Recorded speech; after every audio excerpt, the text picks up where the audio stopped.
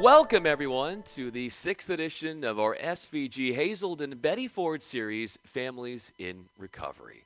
We are so fortunate today to welcome a very special guest who really needs no introduction. As Betty Ford's daughter and the member of the family who orchestrated the intervention of her mother, Susan Ford Bales is uniquely aware of what made her mom's contribution to the world in general and the recovery space in particular so unique and so important. She will be joined for our conversation today with another special guest, the man who for more than 23 years set up the Betty Ford Center Children's Program, the one and only Jerry Moe. Susan, to lead us off, can you please talk about, as Betty launched the center, which bears her name, your mom's deep connection for offering an important treatment component from the very outset, a program designed specifically for women? Well, Brian, she started it when she realized that women were not getting equal treatment. Women are usually the last people to come to treatment. Their moms, their wives, their everything else, and they all put themselves last in line. And so the family always comes first, so they're always the last to come to treatment. So one of the things that she did was to make sure that we had a dedicated equal number of beds for women as there were for men. So we had two halls for men and two halls for women. And even when we had a waiting list for men, there were still dedicated beds for women, and they may be empty waiting for women, but she was not going to fill them with men. So that was a real pioneer move in the recovery business. And what a bold vision, Susan, your mom had in terms of half of those treatment beds being dedicated to women. But if you think about it, substance use disorder is an equal opportunity disease. So, of course, there should be an equal number of beds. And through the years, as gender specific treatment has evolved at the center, what was decided was we need to design programs specifically for women, and that there are key differences between men and women when it comes to the physical and psychological impact and effects of addictive disorders. And let me just briefly touch on two. One, stigma. Susan, you referenced this. I think women deal with an incredible amount of stigma. Not that men don't, but women, an enormous amount of stigma. In all my years as a family and children therapist, I'd heard many women referred to as unfit moms. But when it comes to a dad with a substance use disorder, I didn't hear unfit dad. So that's certainly one issue. And trauma. Women often bring complex trauma when they enter treatment, trauma that needs to be addressed and managed effectively with informed care. And so with these two issues and many others, let's have women be in group with other women. And Mrs. Ford was always a champion of this. Just a handful of times where I would be with your mom, Susan, and we'd be walking across campus, a walk that should take 5 minutes. It always took a half hour because everyone would stop your mom. Disproportionately women would, though. You're the reason I sought help. Your courage and strength opened the door for me. And then Mrs. Ford would say, well, thank you, but you're the one that's making a difference in your recovery. So a champion for women's programs. Bryan, let me shoot it back to you. It goes without saying the priceless contributions all of you are making and how blessed we are to have so much of your help and her help in achieving three important goals. Treatment for women being the first. The next important area was, and something she was very profoundly concerned about, was she used to remind us constantly that addiction is a family disease, and her focus on help and support for families, and for the first ever program designed totally for children. Susan, where did this profound sense of passion come from? Well, Brian, I think it all started back when she was a young girl in Grand Rapids, Michigan. Her mother was the president of a rehabilitation hospital. And while my grandmother, Hortense Bloomer, was doing board meetings, my mother was down working with, back then called handicapped children, and teaching them how to dance and move.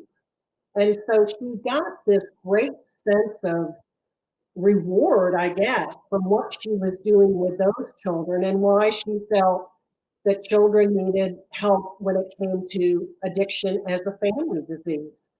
I wasn't a child, but I was a young adult when my mother got sober. And I would have liked some of that help. And certainly our children's program, our family program is probably one of the best in the country as far as helping family members get well. And thank you to Jerry Moe, who was there for 23 years running that program and did a fabulous job. Thank you, Susan. Now, it's important to treat the whole family. We're clear that addiction tears families apart. So everybody needs to be part of the healing process. Let's bring families together and put them on the same page. Let's help family members understand the disease concept of addiction. Let's help them improve their communication skills, talk about some of those tough issues in early recovery. Let's help them learn how to set healthy boundaries and to be introduced to 12-step programs for their ongoing care, self-care skills, and spirituality, helping to teach them how to detach with love. And Susan, I mean, there's so many things I love about your mom, you know that. But one of them is when she'd say, hey, you can't really call it a family program if you're also not working with children. Children are really an important part of this. So a program just for kids, much like the family program, but a program where 7-year-old Katie can learn that her dad's addiction is not her fault. And 10-year-old Carlos can learn that he's not alone. There are a lot of boys and girls growing up in families hurt by addiction. And whole families can learn that there are safe people and safe places that can help, like the center. So Mrs. Ford was also a champion of families and children, being an integral part of the healing process. Bryan? Jerry, such powerful words, and thanks to both of you. For our final focus today, Susan, your mom said many times that she hoped her legacy in the recovery world would be a laser-like focus on the Betty Ford Center alumni. Where did this come from? You know, I think my mother realized that the alumni are the ambassadors. They are the ones who are going to go out in the community with their friends, with their family members, and share their stories and share what happened to them and how their life has changed. And we all know, I mean, when you consider 1 in every 4 people is affected by alcoholism and drug addiction, we all know somebody who needs help. And who to do it better than the alumni? And, you know, the other thing, getting back to what Jerry had said is, you know, when people would come up to mom and they would say, thank you, I'm here because of that. My mother always said, but you're the one who has to do the work. And that is so true because it is the patient that has to do the work. It is the patient that has to make those changes in their life. And so it's really important. But I think back to all of our alumni weekends for almost 40 years now. And, you know, everybody gathering at the lake and getting their chips and all of that. It's a really touching, emotional story. And to see the connection between these patients is just amazing. And Susan, I heard your mom say time after time that her greatest legacy is the alumni. And I really believe that part of that was in your mom's own healing journey, realizing that when treatment is over, that's when the real recovery begins, going back out into the real world. And so the alumni program creates opportunities, rich opportunities for sustainable long-term recovery.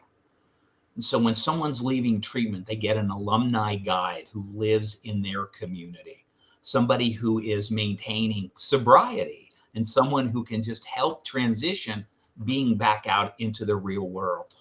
I think about chapter meetings that alumni do. And my goodness, through the years, I was in chapter meetings in Los Angeles, in San Francisco, in Canada, in Chicago, in New York, and just the spirit in those rooms, electric, that these are men and women who've gone through not only the same disease, but that can tell their recovery having come from the center. And huge. And I think about workshops like Spring Renewal that we do. So alumni can come back and help guide staff in creating relevant workshops based on where they are in their own recovery. And lastly, just the alumni reunion celebrations. And what do all of those things have in common? They create a sense of belonging because this is a disease of isolation.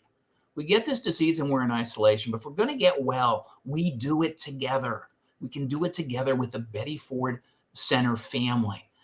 There's a deep spiritual connection that takes place, and you're immersed in a community of recovery.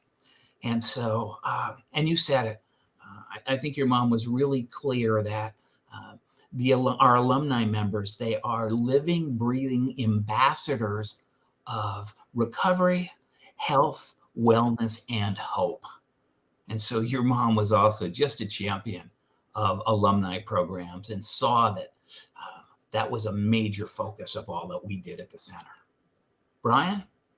Many thanks to you and Susan for providing us with a unique look into the soul of our dear Betty. Be sure to join us for our next episode in this important Families in Recovery series. Thanks so much for being with us.